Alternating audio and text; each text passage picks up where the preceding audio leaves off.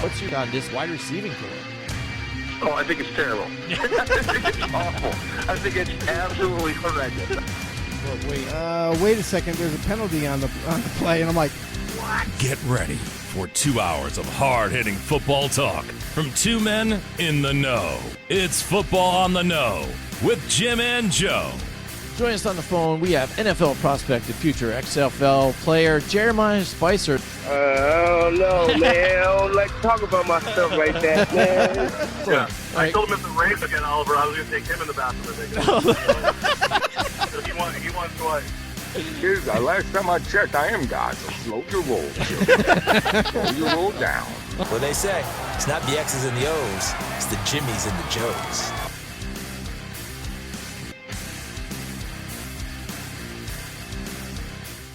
What's going on, everybody? Welcome once again to another episode of Football on the Know. I am Jim McPhee, and alongside of me is Mr. Joe DeCapita. What's going on, Nodos? Welcome back for another edition of Football on the Know Show. We are ready to go, talking playoffs here.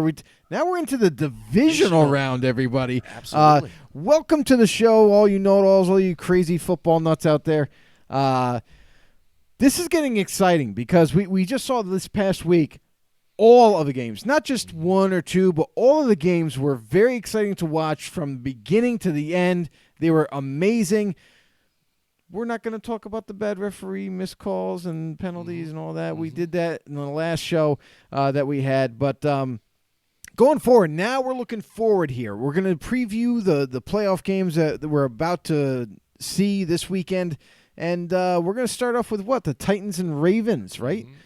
This is an interesting game. This is probably a game a lot of people probably didn't give the Titans enough credit coming into the playoffs, and maybe even a lot of people didn't think they were going to knock off the Patriots, which I know a lot of you are pretty excited about that. Not the Patriots fans, obviously, but pretty much all the NFL. But the Titans and Ravens game, this is going to be an interesting game. I wouldn't discredit the Titans just yet. The Ravens, however, are a very, very tough team, especially when they play home. The Ravens have one of those offenses that are extremely hard to slow down. Not just stop, but slow down. Lamar Jackson and company with Mark Ingram, they have a good offensive line. They have a very, very unique style of offense. It's not quite like what the NFL has seen before, especially with the athlete and caliber of Lamar Jackson, who is not only deathly fast, but he can also make multiple guys miss at the same time. So he's very shifty, very elusive when he's out in the open field running the football. But he's also worked very hard this past offseason on developing his throwing abilities, and they're showing on the football field. So that's making him very difficult to defend, very difficult to attack him and try to slow him down amongst just this offense in general. You got Mark Ingram, who is a bell cow for them. They have a multitude of ways of lining up in the same formation, but 4 different dudes could get the ball. So that's what makes this offense very tough to combat. The Titans' defense is going to have a very, very tough task of trying to do so. And the Ravens' defense, who they've kind of along the regular season, they've picked up Marcus Peters and made a trade for him to add him to this squad. And this secondary, this defense as a whole, as young as some of the pieces are on that side of the ball, they've really come together. The chemistry's built very, very well and very fast, and they're all in now. They are all dialed in on this scheme, and they're playing at a very, very high level, making them hard to score on. Now you look at the Titans, and they're a little bit of the kind of Cinderella story. The type of, since week 7, no one gave until week 7. I'll say nobody really thought the Titans were going to go anywhere. Marcus Mariota was struggling yet again this season with the same offense. And the team just couldn't find an identity until week 7, until Ryan Tannehill shows up and he takes over the torch. All of a sudden, this team goes from a team that was really seen as just not even going to make the playoffs. They were 2-3 or 2-4 or something like that. It was looking pretty bad. To even compete for the division. Now Tannehill comes in, gives them new life, and gives them new excitement in this offense. He's dropping dimes all over the football field. They're also utilizing Derrick Henry a lot this year, which is paying off big dividends for this offense. It's hard to stop their run game. It's hard to stop their pass game because Tannehill he's not turning the ball over. He's not making major mistakes. He's playing a very mistake-free football here for the Tennessee Titans. And the Titans, they also have a good defense. So this matchup, all in all, I mean, I don't know about you, Jim, but this is one of those matchups where I'm very intrigued and I'm very excited to go ahead and watch this game.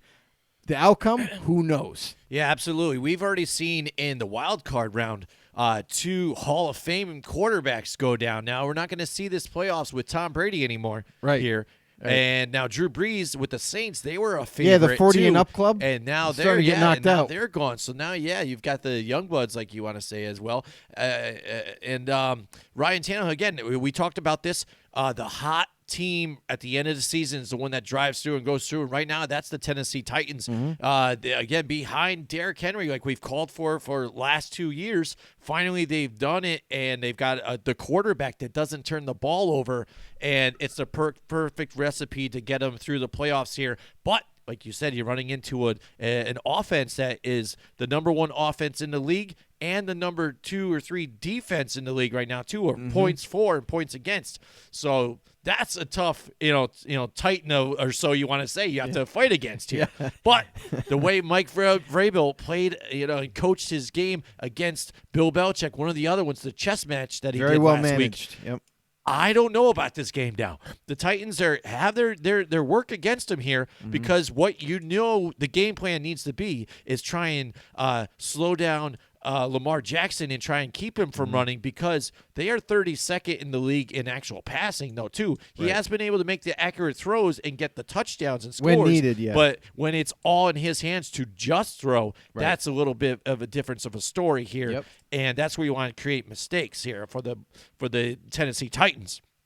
Now, in the Baltimore Ravens again here, too, they can't get too excited. They've been sitting and resting on that bye week. Can't come out of this game lethargic. Which is a problem for me because you bring up that rest period. It's been 3 weeks since since a lot of the starters were playing. So there's gonna be some rust, I think, early on in this game. It's not gonna be like they just got done playing last week. Titans are fresh. They've had to fight through, and now they're a cohesive unit, and they're going to be coming into Baltimore, and they're not going to lay down. I mean, we saw them go into New England and beat New England, even though New England was they were struggling a little bit. But the Titans, heck, what can you say? The Titans knocked off the New England Patriots out of the playoffs. No one probably thought that was ever going to happen. Now we're looking at the Titans going up against the Baltimore Ravens. Ravens were the number 1 seed coming into the playoffs. They earned it. Now the Titans are going to yet again try to knock off an opponent and maybe possibly they could pull off a big upset because of that long rest. Absolutely, yeah. So that's the one thing you got to watch here and how they come out of this game in the beginning, in the start. If they're a little lethargic and it takes a little bit of them to get through here, especially Lamar Jackson. Absolutely, he's the one that's been one of those. He's been one of those prominent starters that have been sitting for 3 weeks. I get it. You're still practicing, but that's not like being in a game. That's not staying fresh into the play in and out on live action. Playoff or practices, they're kind of laid back. You're not getting hit. You're not getting rushed really that hard. They blow the play dead in practice. Yeah. And, in the playoffs, it's a completely different feel. It's a completely different type of pressure in the playoffs. So I'm interested to see how the Baltimore Ravens, after almost 3 weeks of rest, how they come into this game and how they can kind of show up. Hopefully they're right on it right from the get-go. Otherwise, who knows? Maybe they are a little slow early on, and that could hurt them because if the Titans pounce like they did against the Patriots, things could get a little dicey down the stretch. Absolutely, because, again, Mike Vrabel and his company here have shown that they know the rules in and out, and they know how to play a game and make it sustain here. And we already know the game plan, again, about what everybody wants to do with Lamar Jackson. You need to try and stuff him here. try and keep him in the pocket. And yes, he's shown that even when you do that, he can make the throws here now too. So basically, you got to play a man coverage again and keep everybody locked down. So then you can try and really work it on the lines here. That's what you have to do. The front lines have to get pressure here, much like they did against the Patriots here. They didn't create a lot of blitzes and stuff like that. It's basically your man physically beats your other guy here too, and not give him open passing opportunities. Don't play the zone to where you give him enough time he can roll out into a rollout pass or something and find a guy in the zone. And it's tough again because, like I said, this is the number 1 rushing offense and the number 5 ranked rushing defense too, an overall defense. So this is the complete package here for the Baltimore Ravens. And like I said, the only poor thing here going against the Ravens, which can happen, we've seen it before, is that sitting and resting too much and coming out a little lethargic. Yeah. Now on the other side for the Baltimore Ravens to try and shut down the Tennessee Titans, Derrick Henry, you got to stop the run. For the Titans here and the Belichick, everybody says that maybe you have to take out your number one their number 1 weapon. For some reason, they must have thought it was A.J. Brown because they locked him down there. A.J. Brown wasn't there. Derrick Henry ran all over him. This has got to be the Baltimore Ravens, like I said, number 5th ranked defense in the rush. Stop the run. Let Tannehill try and beat you with A.J. Brown and coverage there. But you've got the veteran Earl Thomas there and stuff like that. Yeah. I think they might have enough here to get it done, but we'll see moving forward. But that's the key here. The Titans need to get A.J. Brown involved here and the receivers and get that passing game going to show that they're a little more elusive and they're not just Derrick Henry and company. Yeah, and that's the thing is for the Titans, it's almost got to be flip-flop. The game plan has got to be completely different going into this week. The Ravens, they are going to look to stuff and stop Derrick Henry, and they could very well do so. With that 5th-ranked defense, we've seen them. They're a very high-pressured style type of defense where they're in your face, they press you, They try to punch you in the mouth at the line of scrimmage and stuff everything, keep everything right in front of them. What you could beat them on is you can beat them in the pass game. Get A.J. Brown out on quick routes. Corey Davis is going to have to step his game up too as well, because in order to give the Titans offense a little boost, they need all the receiving options to step up into this game and get open for Ryan Tannehill to throw to. Absolutely. So when it comes down to it here, we've got the Titans going into the Baltimore Ravens. It's going to be tough. And I think because of that layover, the Baltimore Ravens are not going to look like that juggernaut that they probably should be. It's a closer game, but I'm still going to just barely side with the Baltimore Ravens on this one. Yeah, and I agree. I think early on they might be a little bit rusty, but in the end, I'm sorry, it's hard to pick against the number 1 seed, the Ravens. They don't have a lot of weaknesses. And the Titans, they played very well last week, and they did upset the Patriots, but I think going into this against this team is a completely new breed of NFL play and a new breed in a team.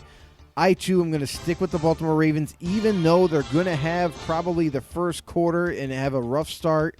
I think they're going to get it together by the half, and then they're going to take care of business. So, yeah, Baltimore Ravens over the Titans. Next matchup we have here, it is the Houston Texans going up against the Kansas City Chiefs.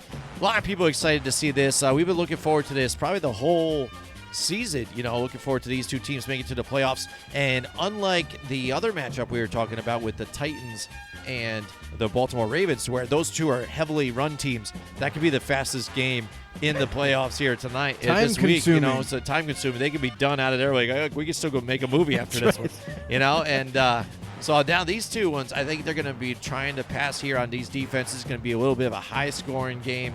The Kansas City Chiefs, again, they got to rest, and they rested some of their starters too as well. I don't think they're going to feel that much as the Baltimore Ravens, because Andy Reid, a veteran coach here, he's going to get them going. They're still feeling the burn, I think, from last year, getting kind of knocked out here early for them. They don't have the Patriots to worry about, too, in this one. So I think they're excited about that, because then that's always been an Achilles heel for them, and definitely Andy Reid, including the Super Bowl for him. But the Houston Texans, they're coming off of a close win here against the Buffalo Bills. But Bills, ranked 2 defense here, not so much with the Chiefs here. There's going to be a little bit of spots open here. DeAndre Hopkins, he's going to get his. You got Kenny Stills available. Last week we got to see J.J. Watt come back, from being injured most of the season here. They started him off slow. You don't get him a few plays here and there. He is getting contained by the Buffalo Bills pretty well. And then towards the second half, he was getting a little more action, making some things happen. Whitney Merciless, again, a big part of this defense here, getting it done. This is going to be a great matchup here between these two juggernauts of teams here, Joe. I'm excited about it. How about you? Yeah, and so far we've been pleasantly surprised with every playoff game, and they all have been great. They've all been good from beginning to end, even with a little sprinkle of controversy. But now we have the Texans and the Chiefs. This is a matchup that I'm very happy that they now are clashing into the playoffs.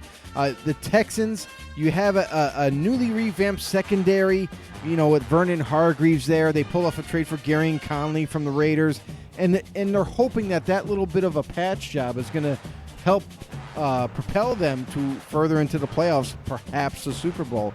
But the Texans also are deadly on offense, and Jim brought up, they got DeAndre Hopkins, they got Kenny Stills, but they also had a guy returning this week that they didn't have last week, and Will Fuller, the speedster wide receiver. So look for him to have a more impactful and big-time game in this, because I got a feeling that the Chiefs are going to have Tyrann Mathieu shade a little bit over to DeAndre Hopkins, which is going to leave Will Fuller to take off right down the sideline and perhaps catch a couple of touchdowns.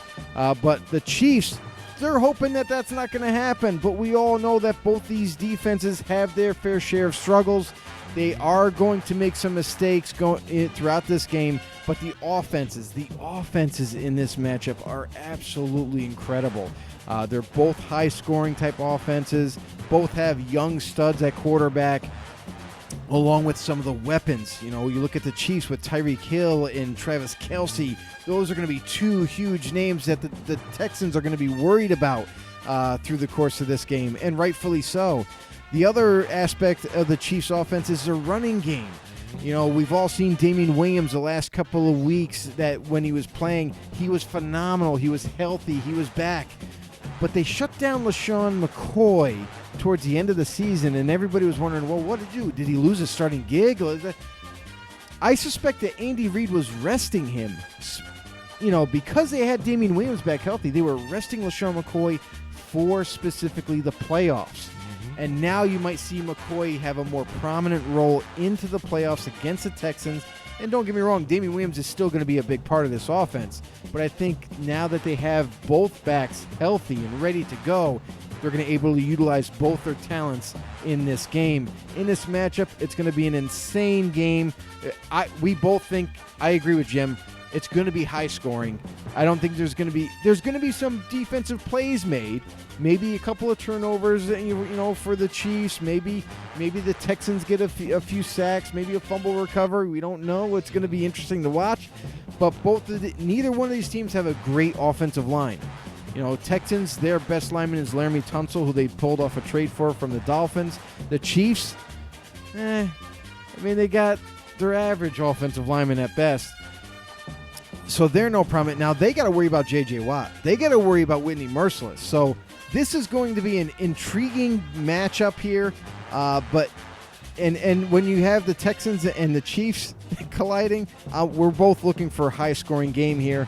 Do you know who you're going to have in this game? I'm trying to think of it as you're going through talking about it. It's going to be tough, but it's hard to I'm pick. looking at matchups again. I did this trying to figure this out last week. And I think just because the Texans, I picked them to win last week. Yeah. But when we, overall watched the game and the way they performed against the Bills probably should have won that game. I think mind you, the Bills had one of the best defenses. Yeah, in the league. Absolutely. I know, and the Chiefs don't. But I think Chiefs with the rest and maybe the home field advantage, I'm just going to lean towards the Chiefs on this one. Yeah, I think I'm going to go the opposite way. I think I'm going to go with the Texans because of the return of J.J. Watt, because he really impacts that side of the ball so much for the Texans that I think it's going to make a big difference. And the Texans on offense, The Chiefs defense, they can be had, and with all the weapons at their disposal, I think it's going to be tough for the Chiefs to combat that. However, it will be down. It probably will most likely be down to the wire in that one. Absolutely. So there you go. There's our AFC Divisional Round preview. Thank you so much for joining us and watching it. Make sure you subscribe to us on YouTube. Hit the notification button, too, so you get all the latest updates and videos that we post. Also, all you know-it-alls out there, don't hesitate. Put in the comments down below. Let us know what your picks are for these playoff games. Let us know your thoughts, any questions that you might have. We'll try to get to everybody's questions or comments or anything like that. We really appreciate you joining us for the show. Make sure you return back next week. Hey, by the way, bring a friend. Bring a friend. Go ahead. Tell them about our show. Grow our know-it-all family here. If you haven't already done so, encourage your friends to do so as well. Hit the subscribe button down below. Also, hit the turn on your notifications for all our updated content.